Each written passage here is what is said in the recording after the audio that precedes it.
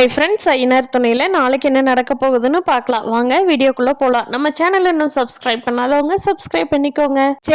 சேரனுக்கு பார்த்துருக்கிற பொண்ணு வந்து தனியாக காஃபி ஷாப்பில் மீட் பண்ணி காஃபி குடிச்சிட்டு இருக்காங்க.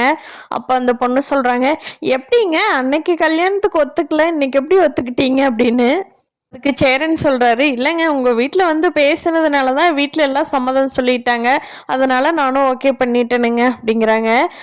அந்த பொண்ணு கேட்குறாங்க, இப்போ மட்டும் எப்படிங்க அன்னைக்கு ஆகவே ஆகாதுன்னு சொன்னீங்க தம்பிங்களை விட்டுட்டு தனியாக வர்றதுக்கு, இப்போ எப்படிங்க தனி கொடுத்துன்னு வர்றதுக்கு ஒத்துக்கிட்டீங்க?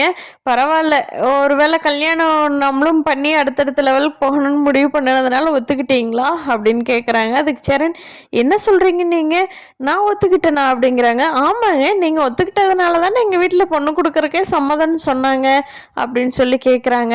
அதுக்கு சேரன், ஆமாங்க, நான் உங்களுக்கு வந்து அப்புறமா ஃபோன் பண்ணுறேன், எனக்கு இப்போ ஒரு அர்ஜென்ட் வேலைங்க, அதை மறந்துட்டு வந்துட்டேன் அப்படின்னு சொல்லிட்டு அங்கேருந்து வேகமாக கிளம்பி வீட்டுக்கு வந்துடுறாரு. வீட்டுக்கு வந்து சோழன் பாண்டியன் கிட்டவெல்லாம் கேட்குறாரு, என்னடா என்ன சொன்னாங்க பொண்ணு வீட்டிலேருந்து வந்தவங்க, நீங்கள் என்ன சொன்னீங்க அப்படிங்கிறாங்க. என்னென்ன ஒன்றும் சொல்ல, தேதியெல்லாம் குறிச்சாங்க, குறிச்சிட்டு போயிட்டாங்களே, நீங்களும் தானே இருந்தீங்க அப்படின்னு கேட்குறாங்க. அதுக்கு சேரன் சொல்கிறாங்க, என்னடா தனி கொடுத்தனம் போகிறதுக்கு சம்மதம் சொன்னதுனால தான் பொண்ணு வீட்டில் இருந்து வந்தாங்களாமே, அந்த பொண்ணு சொல்லிச்சு, ஏன்டா என்கிட்ட சொல்ல மறைச்சிட்டிங்க அப்படிங்கிறாங்க.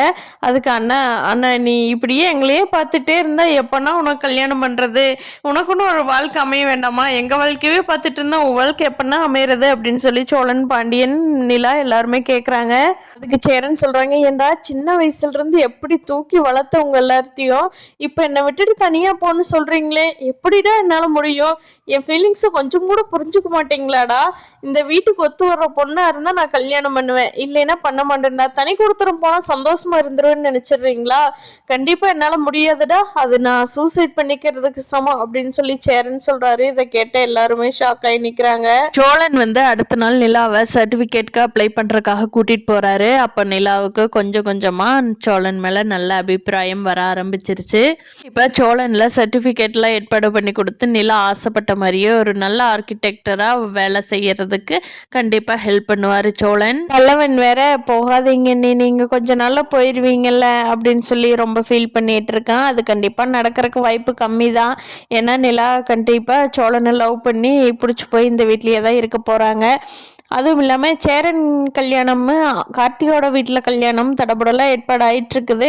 ஆனால் கடைசி நேரத்தில் சேரன் கார்த்திகா கல்யாணம் தான் நடக்கணும்னு நினைக்கிறவங்க நம்ம வீடியோவை லைக் பண்ணிக்கோங்க. நாளைக்கு என்ன நடக்குதுன்னு அடுத்த நாள் பார்ப்போம். Thank you friends.